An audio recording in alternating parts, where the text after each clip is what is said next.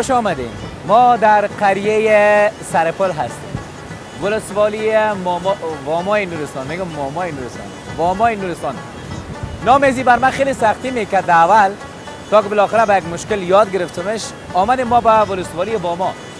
اینجا قریه است که هیچ آنتن مخابراتی اینجا کار نمیته. دو منی که خانه یا دکانا در نزدیکش نیست. معمولا مردم این قریه به خاطر خرید سودا یا به ولسوالی خود واما طرف مرکز ولسوالی گفته میرن یا به طرف پارون گفته میرن. یعنی اینجا آنتن مخابراتی مشکل از کار نمیته. یکی دومن که این قریه چی تاریخچه داره، چی گپایی داره. ما داخل میرم همراه ریش سفیدای منطقه و محل و همچنان خانمایی که اینجا زحمت میکشن، معمولا در زمینا کار میکنن، از اون مصاحبهشون هم داشته باشیم. پس شما هم بیننده باشید.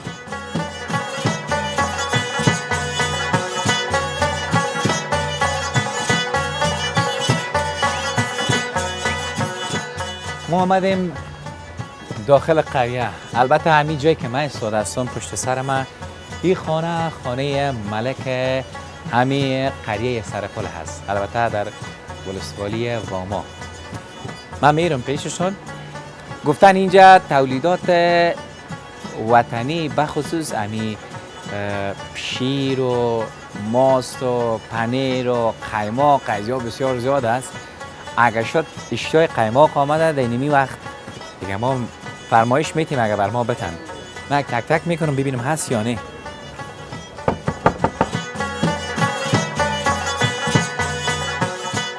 سلام علیکم.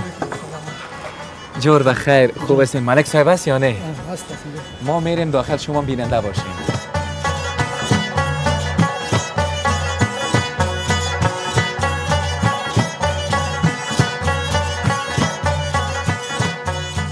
ما آمدم در داخل خانه ملک قریه. البته قریه هم گفتم قریه سرپل نام داره. با احتمال ذات همون یک پلی که در وسط قریه را البته که سرک وصل کرده به مخاطب قریه سرپل میگن. ملک قریه کسی است که سالهای 38 دیگه دوستی خودش ما عسکری کردیم. 95 سال عمر داره. شاید بالاتر از 95 سال.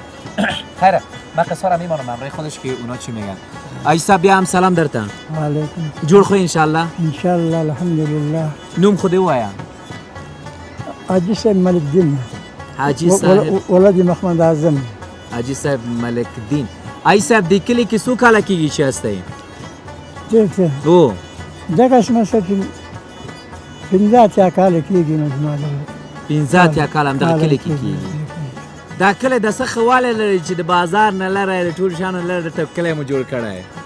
دا کلی دی الحمدلله مثلا دا دنیا نه خلک راځي که نه زموږ ګزاره ګوره دیو ته دې دغه ته ځینې خلک راځي مثلا چې دغه څېړۍ ته نه وایي دا څېړۍ کله کته کېږي وایي دا څېړۍ نو کېږي داسې مثلا بل پیدا کېږي مثلا دا نه خلاصېږي دا وایي دا څنګه خلاصېږي دا نور پاڼې کته کېږي دا ولې نه کېږي وایي خلک دغه حال کېږي.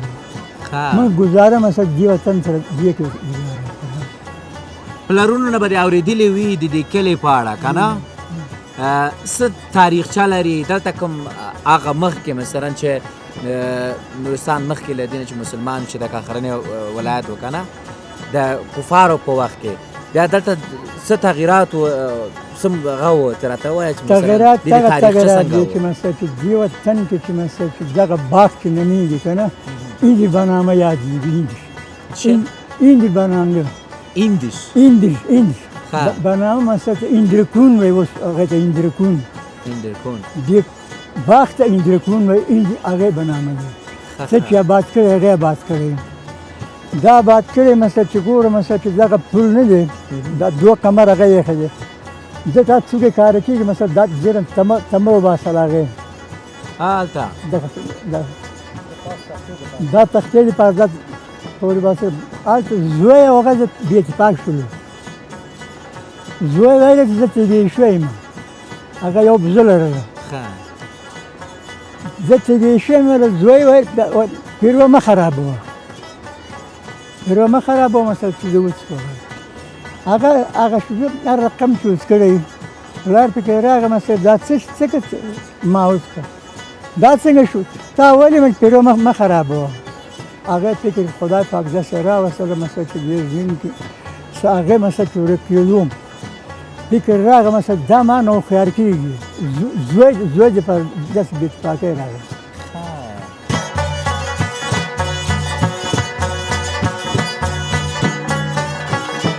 راته ووایه چې مثلا د کفارو په وخت کې که نه دلته جنګونه کېده نه کېده سنګر منګر و دلته نه و دا کلي هم مثلا سرپل کلي نومېږي څه دلته څه فرهنګ و رسم رواج شوی دی موږ ته به راته ووایي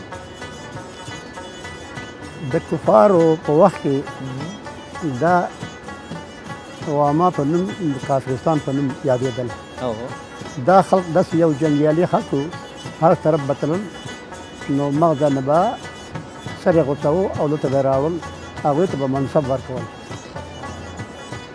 هغوی ته منصبونه ورکول څنګه چې مثال اوس دا پلنۍ دغه تېره دوره کې چې مثال څنګه سپر سالاران او دغه نایب سالاران او دا شیګینې مثال یادېږي که نه هغوی ځان ته تاریخ لري اصله کې دا سرپل نه دی اصلا واما 3 کلي دی 3 جومات دی پاس بنیادي بره پاس و هغه ته دا نقلي دی ښه دا سرپل نقلي دی سرپل اوس چې شورا لري دا د ټول عبور مرور همدغه لاره وه د دې 3 کلي عبور مرور همدغه لاره وه څنګه چې اوس هم کلی ته لاره شته دغه لارې نه او لاره شته دی لارې شته دی اوس دغه د یو کلي جومات نه مثال موږ کوز شوي دلته او د 2 کلي مثال پاس شته دی هغوی نه هم څه مهاجر شوي تر کټبنه پورې بني پورې کامګله پورې او حتی پونڅ پورې او خورا شوي دي همدې سیند غاړه کې دا ټول او ټول مربوط د 3 کلي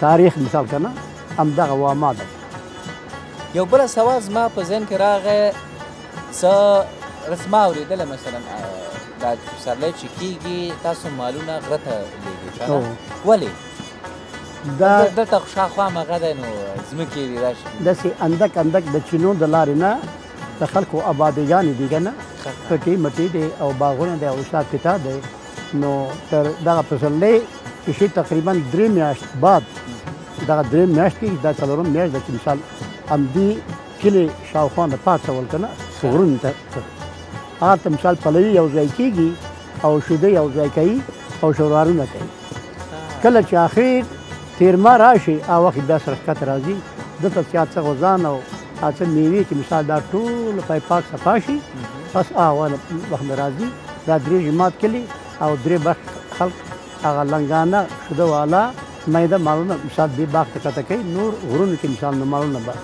ساتل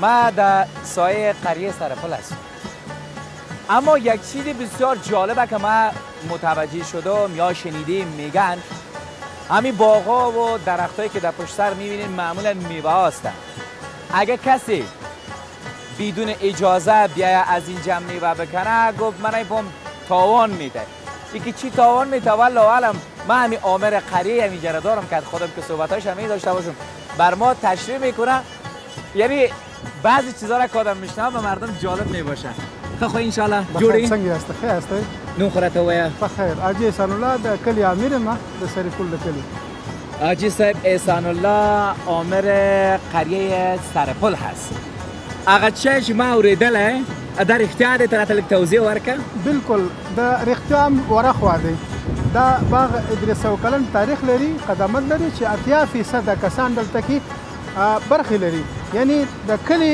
شتمن او بېوزله ټول په دې کې حصه لري او د باغ د پخېدو په وخت کې ټول په دې خوشحالۍ کې یو ځای سره شریکېږي د نفوس معلوم دی څومره نفر حق لري مثلا بالکل 1500 نه تر 1800 پورې کسان ما ثبت کړي چې دلته حق لري 1800 کسان دې باغ کې حق لري باغ کې عناب دی او همداسې چارمغز ورته وایو یا غوزان ورته وایو او همداسې انار دی او خاص قسم د انګور دي او نور قسم ته میوې دي. اوس خو به پخه شوي نه وي؟ نه، اوس لا 3 میاشتې لا نور هم وخت شته. ولخه موږ به وخت راغلو. جالبه خبره ده چې دلته کې که څوک مخکې د پخېدو یو شی وخوري نو زه خپله په امیر د قریه په راس کې یم، د هغې نه که یو دانه وخوري، یو دانه عناب، یو دانه چهارمغز، یو دانه انګور یا انار، نو هغې نه کاملا یو غوا اخیستل کېږي. دا د 21 پیړۍ زما په خیال کې دا زرینه خبره به چې نن هم موږ پروسه کالي واخیسته او زما په امر باندې که مثلا اوس زه راشم د یو دانه بیا زه خو د دې کلي نه یم. که ته راشي او که ټول داریانې نوز ټول ملګري راشي، سټاف راشي، نو تا نه صرف یو واخیستل کېږي او ستا بخت چې یو دانه خوري که ټول باغ ختمه. نه چاته به خدا. دا بالکل یک دانه بگیری چی کل باغ بگیری تاوان از پیشت گرفتنی هستن. جالبه د دې نه دا دی محترم چې پخوا به د هغه غر نه غورځول کېده چا چې به خوړل، تاسو کاست کوئ، هغه غر نه غورځول کېده چې هغې ته موږ پروګرام وایو. چا چې به یو دانه خوړل یا یو پاند وړل ځان سره، دا به د غر نه غورځول کېده او چې بس خپل نصیب دی چې مړ شو او که روغ شو. دومره سخته وه دغه اجتماعي اقدار او دغه بندونه یا ناغه چې موږ ورته وایو، دا زموږ یو داخلي حکومت و، ځکه چې د 1995 نه مخکې 1895 نه مخکې کوم حکومت یا داسې کوم نظام نه پیژندل. او کله چې 1880 یا خواوشا کې موږ امیر ربنا خان دی خدای وبخي هغې اسلام باندې موږ مشرف کړلو، د هغې نه پس همدغه دستورونه او دودونه او زموږ فولکلور اوسه پورې همدغه صفات او تاسو به مخکې لیدلي. ما یک چیز باید بگویم. فرض کنین من رهگذر هستم از ایران میرم، یک دفعه خواستم یک دمراستی بکنم در این قسمت واما قریه سرپل. دلم میشه او طرف دریا برم کمک انگور بگیرم، خبر ندارم از قانون و مقررات از اینا. باز چی میشه؟ بسیار خوب. مثلا کچرته زه په کلي کې وم او زما 10-12 غړي دي د ناغې ټیم دی، که هغوی موجوده د هغوی نه به یو کتبي یا شفاهي که موجود نه و امر واخلې او که موجود نه و موږ در سره گذشت کوو. موږ ډېر مهمان نواز خلک دی او دلته کې ډېر جانانه خلک دي چې تاسو ورته یعنی ډېر کاکا خلک هم دي چې هغه کولی شي تا لپاره ډېر څه قربان. خاطر یک چهارمغز که نفر از کوم اندازن به قرآن معترض زنده نخواه. حکومت هم خیلی است برای یک ترافیک شما را جرمانه میکنن، باز وقت یک قدم میکشی شاید در سرانالی مبرم میشی. یه خود نصیب است. خیر. مردم ها و وطندارایی که از کابل سمت نورستان می آمدین در قریه واما از امیر صاحب اجازه بگیرین، از امیر صاحب اجازه بگیرین، بدون اجازه چیزی نکنین که بالا تا کابل به سرتون نه. در تلفن اجازه بگیرین، مشکل نیست، برای تخفیض پاکج است. کامرا تو بیا کتما سایکو.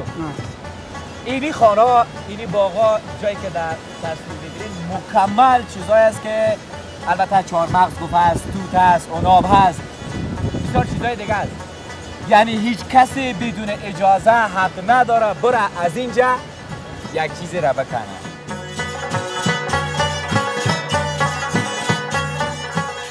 ما در می قریه هستم، البته یک جاش پل بود، پایین طرف که قریه که بیایی ما این طرف دریا آمدم مملکت عزیز.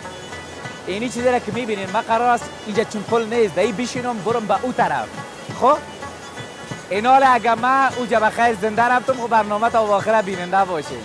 اگر خدای ناخواسته چیزی شد دیگه مرا ببخشید، من خودم اندازم میرم.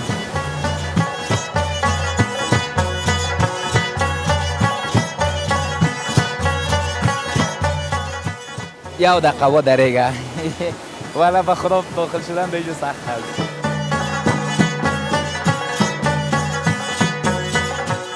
دلتا ونیسم. خب شما بیننده باشین، من روان هستم جای پیش.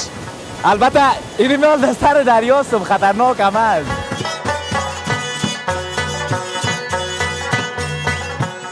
امیل از ده دیگه طرف من میایه. البته از امور که من تیر شدم میم از امور آمده روان است. صادقانه برات بگویم که به همینطور میگم ایرا واقعا خطرناک است، دل و گرده میخواه آمدن به اینجا.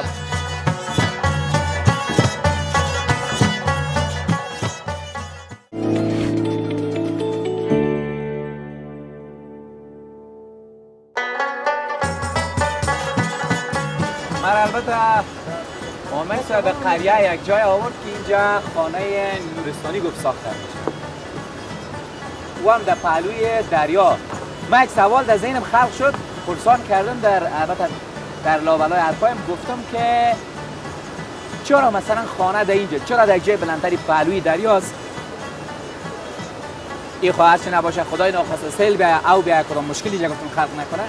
بازو گفت که یه جای باش که این گلونه مگر دو بلندیگه این طرف آمدیم. گفت یک جای است که ملکیت شخصی به خاطر محافظت باغا یا یه خانه جور کرده. اما تو یک گپ از گفتین آمرسه به نمیتره بین اینم. جالبی چیز در این خانه فکر که هر نیم متر بعد به شکلی یک چوب مانده. من نمی‌فهمم چرا ایران مانده. سبب داده چې دا زلزلې نه محفوظ او همداسې چې ونرغړي یا خراب نشي.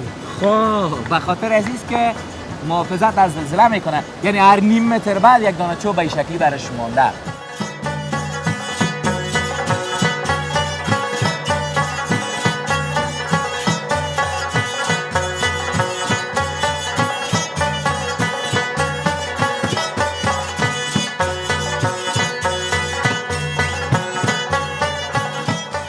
ما این چوب را او از پایین قریه آوردم. میخواستم بفهمم امی خانمایی که چوب را معمولا میارن انتقال میتن به می شکل کشتاره میکننش چی احساس دارن. آفرین به اونا و خدا، 100 آفرین. من فکر کنم از کمتر جایی را گرفتم آوردم که در داخل می خانه نفر، البته این نمایشی نیست، از یک نفر از رو میخوایم اونجا برسانم. گفت نمی خانه همی جمعی برایش همین از سرپل که تیر شدیم.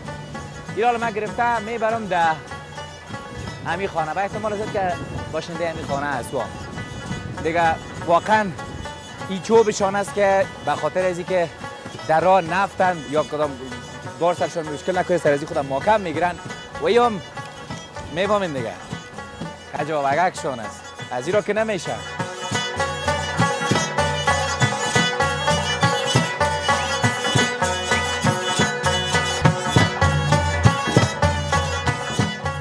یعنی دی پخش و بلندی رفتن کتازی خیلی سخت تمام میشه. من میگم آفرین به خانوما. البته ما بیشتر هم دیدیم که در نورستان خانوما کار میکنن. سوالم من گفتم پرسان میکنم ما عمر صاحب قریه کد من رفت پایین مرا ایلا کتیره خوشکدا آوردیم دیگه اینم اینجا و به نظرم از شما هستم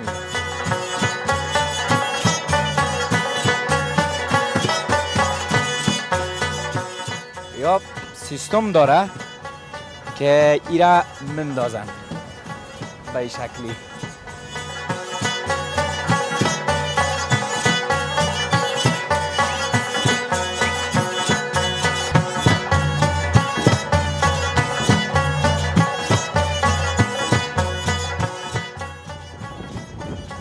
ما آمدیم در یکی از خانهایی که هم چوب را رساندم. البته چوب مربوط به این خانه آرام میشد که رو آوردم به اینجا. من اینجا متوجه بعضی چیزای بسیار ظریف شدم که مثلا یا احتمال زیاد خودشون جور کرده باشن. وقتی که آمدم بر من یک چوکی را نشان داد که من میلازم سر شیشتیم همین شکل است. البته چوکیش فرق میکنه، این فقط میز غذاخوری است. به شکل می‌بینید بسیار نرم نه به این شکل. در وسطش که روز کم به خاطر که خامت وسط بسیار دبلتر گرفتن به شکلی نه یگان چیز نان و ماست یا یگان چیز خاص داشته باشه میمونن میخورن. خب یارق من فهمیدم اما اینی را نفهمیدم که چی است. یا اما قمه فهم که کدام روز بوده پوست شکندن مکمل به شکل جور کردن. خب دا چه ده؟ بسم الله الرحمن الرحیم. دا خو دلته زمونږ اقتصاد چې کوم دی هغه داخلي اقتصاد زمونږ یا کشاورزي دی چې دا پټوکي کار زراعت چې ورته موږ وایو یا مالداري مالداري او کشاورزي. نو مالداري کې دا موږ ته پکارېږي چې دې کې موږ ماسته غوړي او دغه شی نه انتقالوو هغه ځان راوړو. دا شاربل کېږي په دې طریقه باندې دا شاربل کېږي. دا چې شاربل شي یا هغه کوچ ورکېږي قیماق ورکېږي. ما ایره در نجراب ایره به نام شیرزنه میگن.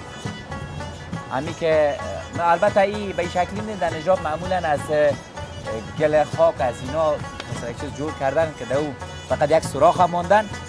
باز ماست هم اندازه رو به این شکلی شیرزنه میزنن تا از او همو مسکهش جدا بکنن.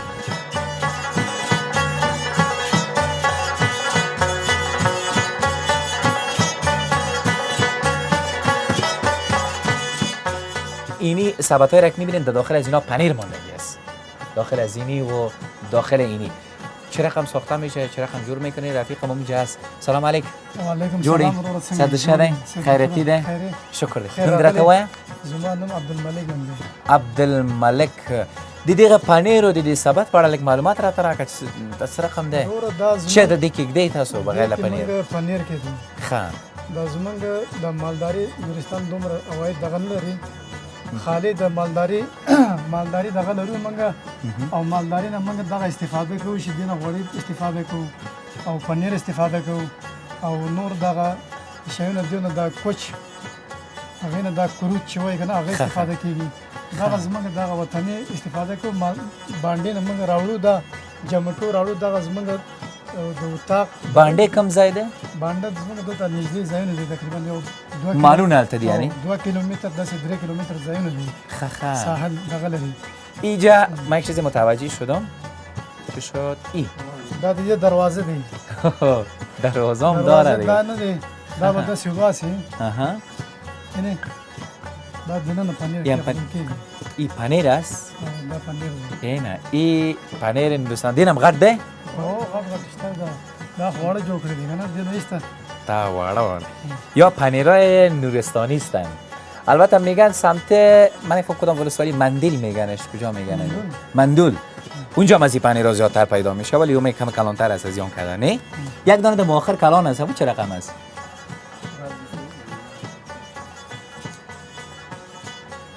دام دینه نه غټ دی ولک وقت ډیر اغستی دی. این سرش وقت زیاد تیر شده خراب شده دیگه. این سرش وقت زیاد تیر شده ای خراب شده اما این پنیرای دیگه تا حالا ای که خراب شده خراب نمیکنه دغه خرابه بی نه خرابی داد بیت دغه کو خا